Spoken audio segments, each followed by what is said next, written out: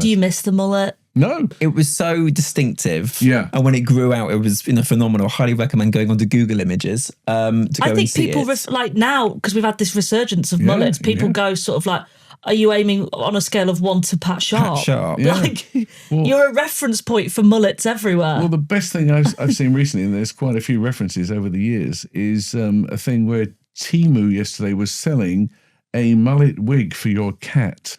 And it was called a Pat Sharp, Cat Sharp wig. Perfect. And if you're not buying that, what are you doing with your life? Exactly. Come on. Come on, Temu.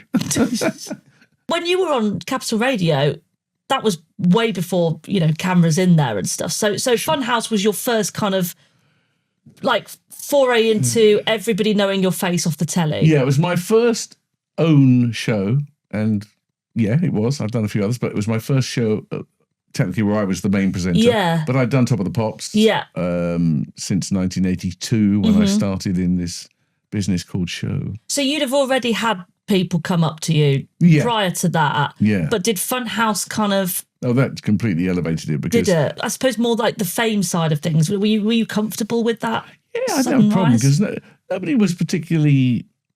How should I say? There was a bit of animosity towards maybe me because I was quite in everyone's face at the time. I was on, Noel's House Party every other week or on Surprise Surprise with Scylla or Celebrity Squares with Bob Monkhouse or You Bet. Animosity from other people in the industry? Or No. Just sometimes people on the street would shout things like when they saw, because you were so recognisable with that hair that they would see you and you were perhaps too much in their face and didn't like it. We had our Pat and Mick records out, so we had Charity Rose, we were on Top of the Pops, and it was just...